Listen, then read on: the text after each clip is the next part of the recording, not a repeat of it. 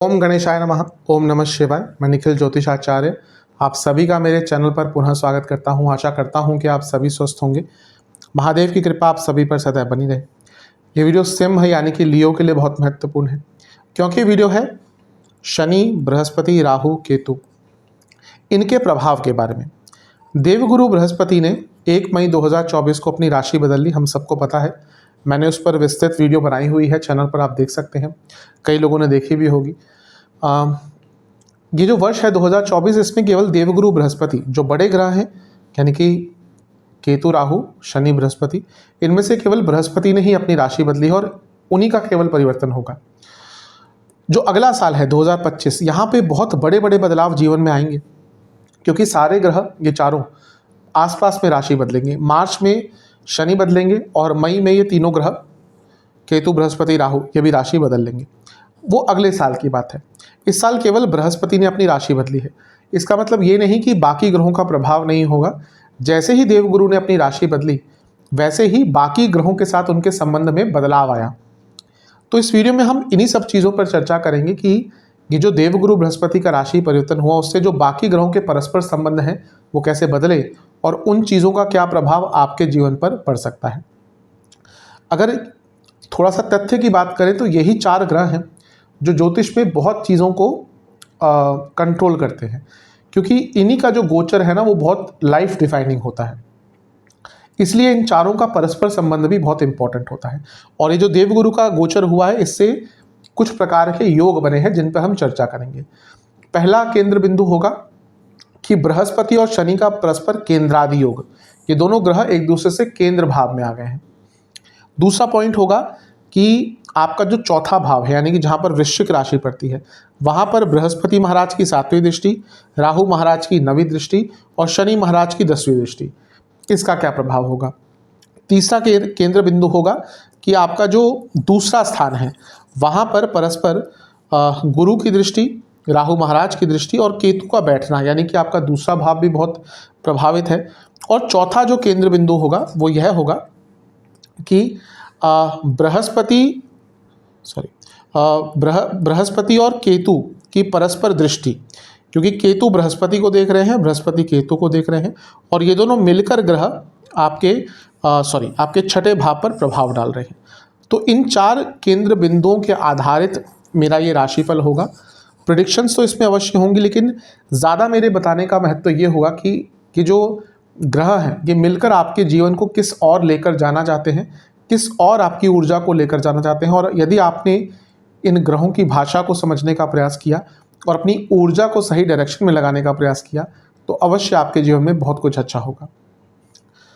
आपकी लग्न राशि या चंद्र राशि सिंह है, दोनों ही इस राशि को देख सकते हैं। पुनः बताऊंगा, अलग अलग राशिफल नहीं बन सकते। आपके ऊपर है आपको कहाँ से ज़्यादा इफेक्ट मिलता है। कुछ लोग कहते हैं हमें लग्न राशि, तो लग्न राशि से देखिए। अगर आपको चंद्र राशि से ज़्यादा प्रभाव मिलता है तो वहाँ से देखिए। अलग अलग राशिफल नहीं बन सकते टेक्निकली।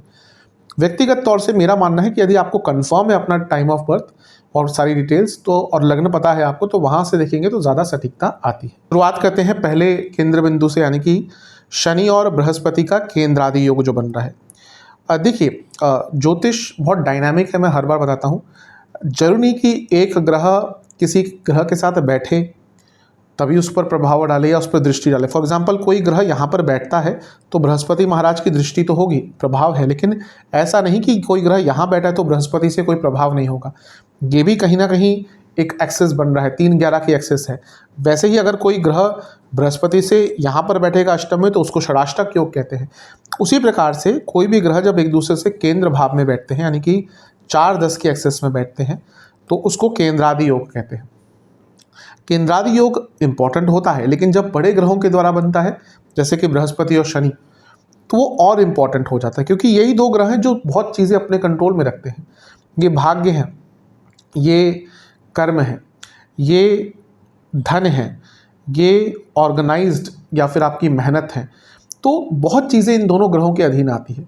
तो सबसे पहली भविष्यवाणी ये है कि जो ये केंद्रादि योग बन रहा है दोनों ग्रहों का, ये आपके फाइनेंसेस को बहुत इंप्रूव करेगा। कारण क्या है? बृहस्पति बैठे हैं 10वें घर में जो करियर का भाव है, और शनि बैठे हैं आपके बिजनेस के भाव में। यानी कि ये ऐसा वर्ष है कि आप जॉब करते हो या आप बिजनेस करते हो, दोनों में ही फाइनेंसेस आपके बहुत तेज़ गति से बढ़ेंगे, ये ऑलमोस्ट सर्टन है। तो जब आपका काम बढ़ेगा तो ऑब्वियसली आपका पैसा भी ज़्यादा आएगा। जो जॉब करते हैं उनके प्रमोशन के, उनके इंक्रीमेंट्स के, एक्स्ट्रा इनकम के चांसेस खुल जाते हैं, और बिजनेस जो करते हैं उनका तो बिजनेस बहुत तेज़ गति से आगे बढ़ेगा ही। दूसरी यह भी चीज़ है कि जो लोग अपनी जॉब से बिजनेस की तरफ शिफ्ट करना चाहते हैं, कई लोग होते हैं जो बिजनेस करना चाहते हैं, लेकिन आप देखेंगी कि अधिकतम लोग कर नहीं पाते, क्योंकि बिजनेस में एक अनसर्टेनिटी बहुत होती है। तो इसलिए अधिकतम लोग जॉब ही प्रेफर करते हैं जहाँ पे आपको पता है कि भाई महीने के अंत में एक सर्टेन अमाउंट आपके पास आएगा। बिजनेस करते हैं तो कभी कभी तो लाखों करोड़ों एक महीने में आते हैं, और कभी कभी ऐसा भी हो सकता है कि 6 महीने कोई काम ना हो। तो इसलिए अधिकतम लोग बिजनेस प्रेफर नहीं करते, लेकिन मन में कई लोगों के होता है। तो ये वो टाइम है जब आप अपनी जॉब से बिजनेस की तरफ भी शिफ्ट कर सकते हैं। यानी कि ये सबके लिए नहीं है। ऐसे लोग जो करना चाह रहे थे, जिन्होंने एक पटभूमिका बना ली थी कि हाँ आप जॉब से बिजनेस की तरफ जाना है, तो उनके लिए जो 11 महीने का कालखंड होगा ये बहुत अच्छा रहेगा, जहाँ पे आप बिजनेस की तरफ अवश्य जा सकते हैं। दूसरा पॉइंट इसी केंद्र बिंदु का होगा कि आपके पूरे जीवन में स्थिरता आएगी। देखिए, सिंह जो एक लग्न होता है या जो राशि है सिंह, ये स्थिर स्वभाव की राशि है। तो ऐसे लोगों को थोड़ा सा स्थिरता पसंद भी होती है। ये लोग डायनामिक होते हैं, पावरफुल होते हैं, अथॉरिटेटिव होते हैं, लेकिन इनको स्थिरता पसंद होती है क्योंकि स्थिर स्वभाव है इनका। अब यहाँ पर कितना अच्छा आपके लिए योग बन रहा है। पहला तो शनि बृहस्पति दोनों ही केंद्र भाव में है। केंद्र भावों को विष्णु स्थान कहा जाता है। ये वो भाव हैं जो जीवन में स्टेबिलिटी देते हैं। इनको कुंडली का स्तंभ कहा जाता है। और स्तंभ क्या करते हैं, पिलर्स क्या करते हैं आपके घर में, आपके पिलर्स आपके घर को स्ट्रेंथ देते हैं, स्टेबिलिटी देते हैं। बिना पिलर्स के घर तो ना बनते हैं। ठीक है, टेक्नोलॉजी बदलती रहती है, लेकिन फिर भी पिलर्स का तो योगदान आपके कंस्ट्रक्शन में घर में होता ही है। तो वैसे ही कुंडली में भी जो 4 ये जो भाव होते हैं, 1 4 7 10, ये पिलर्स का काम करते हैं। तो यहाँ पर शनि बृहस्पति का बैठना अपने आप में स्ट्रेंथ देगा। दूसरा, ये दोनों ही स्थिर स्वभाव की राशि में है। ये बार बार नहीं होता कि दोनों ही स्थिर स्वभाव की राशि में है। एग्जाम्पल देता हूँ मैं आपको। शनि 2024 से 25 तक स्थिर स्वभाव की राशि में है, बृहस्पति स्थिर स्वभाव की राशि में है। 25 में बृहस्पति द्विस्वभाव, शनि द्विस्वभाव। 26 में बृहस्पति चर स्वभाव, शनि यहीं पे रहेंगे, बदलेंगे नहीं। 27 में बृहस्पति स्थिर स्वभाव की राशि में आ जाएंगे, तो शनि चर स्वभाव की राशि में आ जाएंगे। तो दोनों का परस्पर स्थिर स्वभाव की राशि में होना कोई इतना सिंपल नहीं होता, बहुत टाइम बाद ये ऐसा योग बनता है। तो इसीलिए ये बता रहा है कि ये जो साल है, ये जो 11 महीने का कालखंड है, ये जीवन में स्थिरता, दूरगामी स्थिरता लेकर आने वाला है। तीसरा केंद्र बिंदु, ये जो 7वां भाव है, ये काम त्रिकोण का स्थान है, यानी कि इच्छाएं, डिजायर्स। और बृहस्पति, यहाँ पे शनि बैठे हैं, और बृहस्पति आपके 10वें भाव में है जो कर्म का भाव है। अब इतना अच्छा जो केंद्रादि योग बना हुआ है, ये साफ बता रहा है कि ये ऐसा वर्ष है कि आप इस पोजीशन में रहेंगे कि आप अपने कर्मों के द्वारा अपनी इच्छाओं की प्राप्ति कर पाएंगे, और वो आपके जीवन के हर एंगल पर एप्लीकेबल होगी। प्रॉपर्टी खरीदना चाह रहे थे, ये वर्ष अच्छा है। करियर का उत्थान करना चाह रहे थे, वर्ष अच्छा है। रिलेशनशिप को मैरिड लाइफ की तरफ लेके जाना चाह रहे थे, वर्ष अच्छा है। जीवन में सर्टेनिटी चाह रहे थे, स्थिरता चाह रहे थे, एक निश्चित स्वभाव से अपने जीवन को आगे बढ़ाना चाह रहे थे, ये वर्ष अच्छा है। तो तीसरी भविष्यवाणी यही है कि अपने कई इच्छाएं, अपने कई डिजायर्स को अपने कर्म के द्वारा, क्योंकि बृहस्पति कर्म भाव में और खुद भाग्य के कारक हैं, और ये डिजायर्स के भाव में यानी कि काम त्रिकोण में बैठे हैं, तो अपने डिजायर्स को, अपनी इच्छाओं को अपने कर्मों के बल पर इस वर्ष अवश्य पूर्ण कर पाएंगे। और चौथा जो पॉइंट है, ये भी बहुत इंपॉर्टेंट है इस केंद्र बिंदु का। ये ऐसा वर्ष है, जैसा मैंने कहा कि आपका यहाँ पे केंद्रादि योग बन रहा है, स्थिर स्वभाव है। लेकिन एक और चीज़ देखिए, बृहस्पति यहाँ पे देख रहे हैं, शनि यहाँ पर देख रहे हैं, सारे ही केंद्र आपके भाव अफेक्टेड हैं, वो भी स्थिरता के साथ। तो ये वर्ष लॉन्ग टर्म प्लानिंग का भी है, और कुछ ऐसा भी करने का है जहाँ पर आपको कुछ ऐसा आप इस वर्ष कर पाएंगे जिससे लॉन्ग टर्म में, यानी कि बहुत लंबे अरसे तक आपको बहुत अच्छे रिजल्ट मिल सकते हैं, बहुत अच्छा लाभ प्राप्त हो सकता है। तो इसीलिए ये वर्ष बहुत अच्छा है। अब अगले पॉइंट पे चलते हैं। अब चलते हैं अगले केंद्र बिंदु की तरफ। अगला पॉइंट है कि आपका जो चौथा भाव है वो भी काफ़ी एक्टिवेटेड रहेगा, क्योंकि बृहस्पति महाराज की 7वीं शनि महाराज की 10वीं और राहु महाराज की 9वीं दृष्टि यहाँ पर पड़ रही है। तो बहुत ही ज़्यादा प्रभाव चौथे भाव पर भी है। सबसे देखिए, मैं बृहस्पति देव का गोचर का वीडियो बना चुका हूँ, तो प्रॉपर्टी आदि उस पर मैं डिस्कस कर चुका हूँ। मैं वो बात डिस्कस करने के लिए वीडियो नहीं बना है। यहाँ पर मिश्रित क्या प्रभाव है उसको डिस्कस करने के लिए बनाया, और वो किस प्रकार से आपके ऊर्जा को अफेक्ट कर सकते हैं या फिर आपको आगे बढ़ने पर प्रेरित कर सकते हैं ग्रह। प्रॉपर्टी खरीदना, वाहन आदि, सुख में वृद्धि, वो तो मैं सब बता ही चुका हूँ, जो बृहस्पति की वीडियो मैंने बनाई थी। जिसे नहीं देखी उसको देख सकते हैं। अब यहाँ पर ये जो सारे ग्रह मिलकर देख रहे हैं कि सबसे पहला चीज़ आपके लिए क्या करेंगे, वो करेंगे कि आपके इमोशंस पर आपका कंट्रोल लेकर आएंगे। ये चौथा भाव इमोशंस का भाव है, और ये जो सिंह वाले होते हैं ना, ये बहुत इमोशनल लोग होते हैं, दिखाए ना भले ही, क्योंकि दिखाने में बहुत, देखने में बहुत अथॉरिटेटिव होते हैं, लेकिन मन के हमेशा थोड़े से सॉफ्ट होते हैं, उदारता इनमें बहुत होती है। तो यहाँ पर सबसे इम्पॉर्टेंट चीज़ यही है कि आपका अपने इमोशंस पर कंट्रोल आएगा और आप गैर ज़रूरती चीज़ों को अपने जीवन से दूर करने लग जाएंगे। ऐसी चीज़ें जो आपको इमोशनली वीक करती हैं या अफेक्ट करती हैं, आप उनको अपने से दूर करने में सक्षम रहेंगे। और अवश्य आज के टाइम में ये चीज़ बहुत इंपॉर्टेंट है। जो व्यक्ति इमोशनली स्ट्रांग नहीं है, इमोशनली वल्नरेबल है, उसके लिए आज के टाइम में आगे बढ़ना बहुत मुश्किल रहता है, क्योंकि लोग उसको फिर टाइम टू टाइम ठगते हैं, टाइम टू टाइम उनका लाभ उठाते हैं, लोग उनको फॉर ग्रांटेड लेते हैं।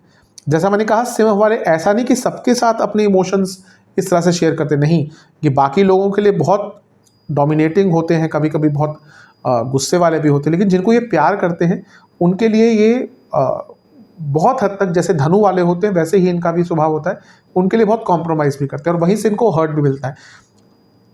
99 लोग 100 में से उठा के देख लीजिएगा जो सिंह वाले हैं, उनको अपने दोस्तों से कहीं ना कहीं धोखा मिला होगा या हर्ट मिला होगा। सिर्फ पैसों की बात नहीं कर रहा, कहीं ना कहीं उनके दोस्तों ने उनको हर्ट किया होगा।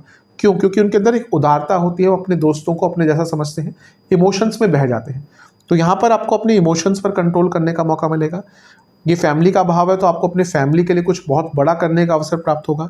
आपको अपने फैमिली के सुख में बढ़ोतरी का मौका मिलेगा। यानी कि हो सकता है आप कोई बहुत बड़ी गाड़ी अपने घर वालों के लिए लाएं, आप अपने घर वालों के लिए कोई घर बनाएं, तो वो उनका सुख हुआ, आपका भी सुख हुआ। तो अपने भौतिक सुख की वृद्धि का ये साल है, और जैसा मैंने कहा, क्लैरिटी आ जाएगी कि आपको अपने जीवन में क्या चाहिए, कौन चाहिए, क्या नहीं चाहिए, कौन नहीं चाहिए।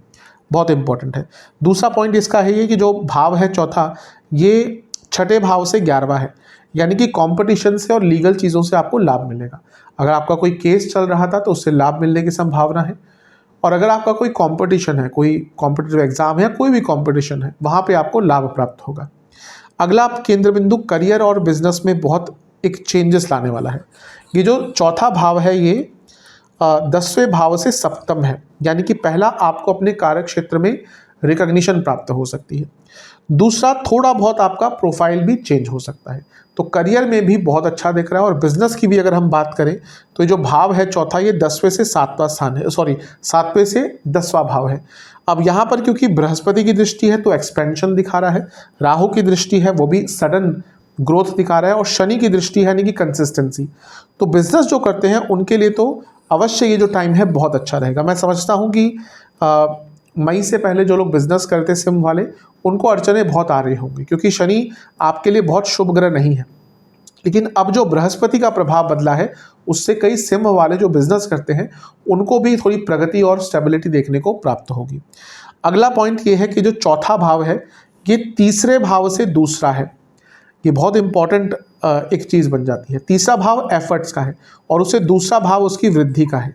यानी कि ये ऐसा वर्ष है जब आपके अंदर एक जो ऊर्जा है, एक जो आपके एफर्ट्स करने की एबिलिटी है, वो बहुत ज़्यादा रहेगी। यानी कि आप बहुत प्रयत्नशील रहेंगे, प्रयासशील रहेंगे।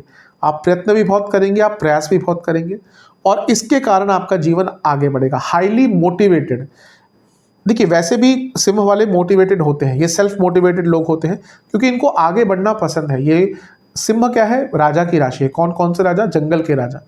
और वैसे भी करें, सूर्य की राशि है, वो कौन से राजा हैं? वो नवग्रहों के राजा हैं।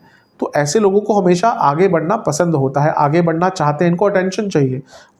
ऐसा नहीं हर व्यक्ति को अटेंशन चाहिए होता है, मीन वाले इनको अटेंशन नहीं चाहिए होता है। आप इनसे बात करेंगे तो हमेशा पीछे हट के रहेंगे, लेकिन सिंह वाले, मेष वाले, वृश्चिक वाले, इनको अटेंशन चाहिए होता है। तो यहाँ पर आपको कई प्रकार से अटेंशन की आदि बात तो होगी ही, आप बहुत हाईली मोटिवेटेड रहेंगे और उस मोटिवेशन के दम पर आपके एफर्ट्स भी ज़्यादा होंगे और एफर्ट्स को वृद्धि या एफर्ट्स का जो लाभ है वो यहाँ पर दिख ही रहा है। तो ये ऐसा वर्ष है जब आपके एफर्ट्स, अधिकतम आपके एफर्ट्स में आपको कामयाबी प्राप्त होगी। ये सारी अच्छी चीज़ है। कुछ नेगेटिव इम्पैक्ट भी इसके हो सकते हैं। पहला, आपकी माता जी की सेहत इस वर्ष बहुत ख़राब रहेगी, कई बार उनको कई प्रकार के रोग तंग करेंगे। और क्योंकि जो भाव है ये पंचम भाव से भी 12वां स्थान है, यानी कि अगर आपकी संतान है तो उनसे संबंध भी खराब होंगे और उनकी अपनी सेहत भी बहुत खराब रहा करेगी। चलते हैं अगले केंद्र बिंदु की तरफ। अगला केंद्र बिंदु है आपका जो दूसरा भाव है वो प्रभावित है बहुत ज़्यादा, यानी कि जहाँ पे कन्या राशि आपकी पड़ती है। कैसे? बृहस्पति महाराज की पंचम दृष्टि, राहु महाराज की सप्तम दृष्टि और खुद केतु बैठे हैं, यानी कि 3 ग्रहों का प्रभाव है। सबसे पहला पॉइंट, मैं देखिए वैसे भी बृहस्पति वाली वीडियो में करियर वगैरह धन के बारे में बता चुका हूँ, यहाँ पर उसको भी थोड़ा सम्मिलित करूँगा, लेकिन सबसे इम्पोर्टेंट चीज़ है कि जो दूसरा भाव है ना, ये वाक स्थान है, यानी कि स्पीच का स्थान, बोलने का स्थान। तो सबसे पहले इम्पॉर्टेंट चीज़ तो यह है कि आपकी वाणी में बहुत शुद्धता, बहुत शुभता और एक अट्रैक्शन आ जाएगी। दूसरा, बहुत सारे आप में से लोग हो सकता है कि कुछ नई लैंग्वेज फॉर्मली या इनफॉर्मली सीखने का प्रयास करें, तो उसका भी यहाँ पे योग बन जाता है। और एक और चीज़ है कि जो स्पीच रिलेटेड कार्य करते हैं, जहाँ पे बोलना एक बहुत महत्वपूर्ण अंग होता है, कई ऐसे कार्य होते हैं जहाँ पे स्पीच एक महत्वपूर्ण अंग होता है, तो उन लोगों को इस वर्ष आगे बढ़ने का बहुत मौका मिलेगा। यानी कि आपको अपनी वाणी के दम पर अपने जीवन को आगे बढ़ाने का अवसर प्राप्त होगा। दूसरा केंद्र बिंदु है कि जो सेकंड हाउस है, ये आपका अर्थ त्रिकोण है, यानी कि जहाँ से पैसा आता है। अर्थ त्रिकोण तो 2, 6, 10 होते हैं। इनको डायरेक्टली हम करियर से इनका लेना देना होता है, लेकिन इनडायरेक्टली आपके धन से भी इनका लेना देना होता है, क्योंकि एक कर्म त्रिकोण भी इनको कह सकते हैं। तो सबसे इम्पॉर्टेंट चीज़ है कि यहाँ पे केतु बैठे हैं, यानी कि जो चीज़ों के सूक्ष्म लेवल तक जाते हैं, यानी कि रिसर्च करवाते हैं।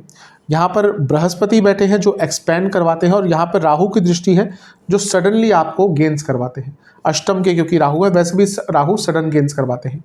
तो ये ऐसा वर्ष है जहाँ पर स्पेशली आपको अपने करियर को आगे बढ़ाने का बहुत मौका मिलेगा।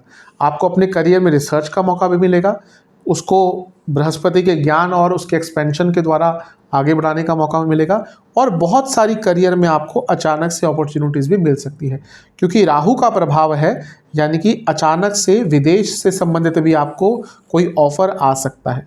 तो ये यहाँ पर भी बहुत अच्छी चीज़ें आपके लिए अवश्य बनती हुई दिख रही हैं। स्पेशली कुछ लोग, कुछ फील्ड्स हैं जिनके लिए साल बहुत अच्छा रहेगा। IT, banking, finance, in fields के लिए बहुत अच्छा रहेगा। हेल्थ केयर इंडस्ट्री के लिए बहुत अच्छा रहेगा। एजुकेशन इंडस्ट्री के लिए बहुत अच्छा रहेगा। और इसके साथ ही जो फूड इंडस्ट्री से जुड़ा कार्य करते हैं, स्पेशली फूड टेक्नोलॉजी, डायरेक्टली मैं यहाँ पर रेस्टोरेंट्स आदि की बात नहीं कर रहा, हाँ वो भी सम्मिलित हैं, लेकिन फूड इंडस्ट्री बहुत बड़ी इंडस्ट्री है आजकल, जहाँ पे फूड टेक्नोलॉजी आ गई। वहाँ पर आपके लिए, अगर आप उससे संबंधित कुछ कार्य करते हैं, बहुत अच्छा आपके लिए अवसर है आगे बढ़ने का। अगला पॉइंट ये है कि यहाँ पर सेविंग्स भी आपकी बढ़ेगी। पुनः ये सेविंग्स का भाव है। केतु अकेले यहाँ पे होते तो मैं कहता सेविंग्स नहीं हो पाती, लेकिन क्योंकि अब बृहस्पति जो खुद एक प्रकार से कुबेर का स्वरूप है, मैं एक्सप्लेन कर चुका हूँ बृहस्पति वाली वीडियो में, और साथ में यहाँ पर राहु का प्रभाव भी है, तो अचानक से आपकी सेविंग्स भी यहाँ पर बढ़ सकती हैं। हो सकता है कोई रुका हुआ पैसा, जो आपका अटका हुआ पैसा था, वो वापस आए, और उसके दम पर कोई सेविंग्स भी आप करवा सकते हैं। और अगला जो पॉइंट है ये बहुत इंपॉर्टेंट है, क्योंकि किसी भी भाव से जो दूसरा भाव है वो उसकी वृद्धि का होता है। तो ये जो भाव है दूसरा, ये लग्न से ही दूसरा भाव है, यानी कि उसकी वृद्धि का भाव है। तो ये वो साल है जब आपके कई चीज़ों में वृद्धि देखने को मिलेगी। क्या क्या? सबसे पहला, आपका लाइफस्टाइल बहुत इंप्रूव होगा। लाइफस्टाइल इंप्रूवमेंट का साल है। दूसरा, आपको यहाँ पर अपनी सेल्फ वर्थ पता चलेगी। कारण उसका क्या है? कारण राहु है, ये सेल्फ रिस्पेक्ट देते हैं, सेल्फ वर्थ नहीं देते। बृहस्पति जितना स्ट्रॉन्ग है उसके अंदर सेल्फ रिस्पेक्ट बहुत होगी, ईगो बहुत होगा, लेकिन उस व्यक्ति को अपनी वर्थ नहीं पता होती। जब तक ये नहीं आते ना, मैंने ऐसे कई लोग देखे हैं, दुनिया भर का ज्ञान है, लेकिन उनको खुद ही नहीं पता कि उनके पास क्या ज्ञान है, उसका कैसे मेटलाइज करें। और कई लोग होते हैं ज्ञान तो उनके पास नाम मात्र का होता है, लेकिन हाँ उनको पता है कि अपने नाम पर पैसा कैसा कमाना है, तो वहाँ पर राहु का मूल्य आता है। तो अपनी सेल्फ वर्थ जानने के लिए यहाँ पर राहु का आपको साथ मिल रहा है, तो आप जान पाएंगे कि हाँ आपकी वैल्यू क्या है, आपकी वैल्यू समाज में क्या है, घर में क्या है, देश में क्या है, आपके पारिवारिक आपके कार्य क्षेत्र में क्या है। यानी कि अपनी सेल्फ वर्थ बढ़ाने का और उसको जानने का मौका मिलेगा। इसके साथ ही क्योंकि ये केतु और बृहस्पति द्वारा प्रभावित है, तो दोनों ही एक ज्ञान के कारक होते हैं, तो आपको अपने ज्ञान की वृद्धि का भी मौका मिलेगा। हर प्रकार की वृद्धि होगी यहाँ पर, और ज्ञान की वृद्धि सबसे इंपॉर्टेंट होती है। अब यहाँ पे मैं कोई पर्टिकुलर एरिया नहीं बताऊंगा, लेकिन जिस भी चीज़ में आपको इंटरेस्ट है उसमें अपनी ज्ञान की वृद्धि का प्रयास कीजिएगा, आपको बहुत लाभ प्राप्त होगा। और इसके साथ ही यहाँ पर कॉन्फिडेंस भी आपका बढ़ेगा। वैसे कॉन्फिडेंस होता है अच्छा, लेकिन यहाँ पर आपकी कॉन्फिडेंस की वृद्धि और तेज गति से होने वाली है। चलते हैं आखिरी केंद्र बिंदु की तरफ, वो है बृहस्पति और केतु का परस्पर दृष्टि संबंध और उनका आपके छठे भाव पर संबंध।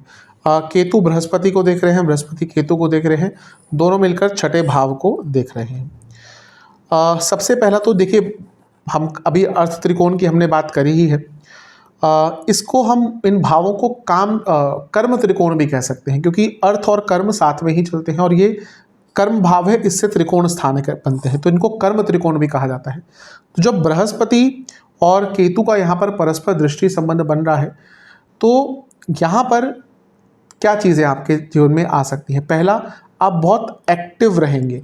इन दोनों ग्रहों का कर्म स्थान से जो त्रिकोण भाव पर प्रभाव आपको हर चीज़ में एक्टिव रखेगा। इसको केवल करियर से नहीं मानिएगा, कर्म स्थान करियर का तो होता है, लेकिन बाकी आपके कर्म भी होते हैं, आप कितना एक्टिव हैं।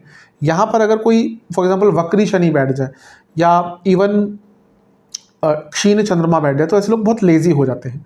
वो अलग बात है, कभी कभी लोगों के भाग्य बहुत अच्छे होते हैं, लेकिन फिर वो भाग्य के कारण आगे बढ़ जाते हैं। लेकिन यहाँ पर अगर इस प्रकार के योग बन रहे हैं, यानी कि आप बहुत एक्टिव रहेंगे, बहुत हर चीज़ को अपने अपने कर्मों को बहुत आराम से कर पाएंगे और बहुत समयबद्ध तरीके से कर पाएंगे। दूसरा, आपके अंदर ऊर्जा बहुत रहेगी। वैसे भी ऊर्जा होती है सिंह वालों में, लेकिन यहाँ पे जो आपकी ऊर्जा है, जो सकारात्मक ऊर्जा है, वो और अच्छी रहेगी। और एंथुजियाज्म, उत्साह, वो तो अलग ही मुकाम पर जाएगा। और जो व्यक्ति उत्साहित है, अति उत्साह नहीं की बात नहीं कर रहा, क्योंकि वहाँ पर हम अपनी इंद्रियों पर कंट्रोल खो बैठते हैं, लेकिन उत्साह भी एक ऊर्जा होती है, और उत्साह जो आपका है वो आपको आपके जीवन में आगे बढ़ने पर मजबूर करेगा। दूसरा पॉइंट ये है कि यहाँ पर आपके बहुत अटके हुए कर्म आप पूर्ण कर पाएंगे, क्योंकि कर्म त्रिकोण बहुत एक्टिव हो रहा है, तो आपके बहुत सारे पेंडिंग काम इस पूरे 11 महीने के कालखंड में संपूर्ण हो जाएंगे। आप देखेंगे आपके बहुत अटके हुए काम अब पूर्ण होना शुरू हो जाएंगे। अगला पॉइंट ये है कि आपकी जो अप्रोच रहेगी वो बहुत रिजल्ट ओरिएंटेड रहेगी। कभी कभी क्या होता है, हम काम करते हैं कोई, लेकिन उसका कोई रिजल्ट नहीं आता, या फिर बस कर रहे हैं, किसी को देख लिया, स्टार्ट कर दिया, हमें खुद नहीं पता कि इसका क्या रिजल्ट होगा। यहाँ पे ऐसा नहीं होगा। यहाँ पे आप समय की वैल्यू जानेंगे, समय की वैल्यू करेंगे, और जो समय की वैल्यू नहीं करता वो कभी भी आगे नहीं बढ़ता। तो यहाँ पर रिसर्च ओरिएंटेड अप्रोच आपकी रहेगी, यानी कि आप जो भी करेंगे वो रिजल्ट को मद्देनजर रखते हुए करेंगे, और इसीलिए आप रिजल्ट तक पहुँच पाएंगे। हर एरिया में आपके जीवन के ये एप्लीकेबल होगा। अगला केंद्र बिंदु है, क्योंकि अभी हमने अर्थ त्रिकोण की बात कर ही ली है, तो जॉब के लिए इंपॉर्टेंट होता है। अब यहाँ पर केतु हैं जो चेंजेस दिखाते हैं, अष्टम के राहु हमने बात कर ही ली है, वो भी चेंजेस दिखाते हैं, लेकिन उससे ज़्यादा इंपॉर्टेंट है कि बृहस्पति भी अष्टमेश हैं। तो अष्टम भाव का 2 प्रकार से प्रभाव आ रहा है। तो यहाँ पर जो अपने जॉब चेंज करना चाह रहे थे, फील्ड चेंज करना चाह रहे थे, उनके लिए तो योग बन ही जाते हैं। जिनकी जॉब चली गई थी, अभी ले-ऑफ्स अभी भी चल रहे हैं, कई बड़ी बड़ी आईटी कंपनीज में, गूगल हो गया, फेसबुक हो गया, कई जगह पे ले-ऑफ्स अभी भी चल रहे हैं। मेरे बहुत क्लाइंट्स हैं जो विदेश से हैं, तो उनके कई लोगों के कॉल्स आते रहते हैं कि हाँ ले-ऑफ अभी चल रहे हैं। तो यहाँ पे जिनकी जॉब रिसेंटली गई है इस साल के शुरुआती भाग में या पिछले साल के अंतिम भाग में, उनको दोबारा एक नई जॉब प्राप्त करने के यहाँ पे अवसर प्राप्त हो जाते हैं। तो ये भी एक तरह से आपके लिए अच्छी है और अच्छी बात है। और ये जो अभी हमने छठे भाव की भी बात करी, छठा भाव आपका उपचय स्थान होता है, तो यहाँ पर दोनों की दृष्टि, यानी कि उपचय स्थान एक्टिवेट हो गया। मैं हर बार बोलता हूँ ये उपचय भाव बहुत इंपॉर्टेंट होते हैं आपके जीवन में।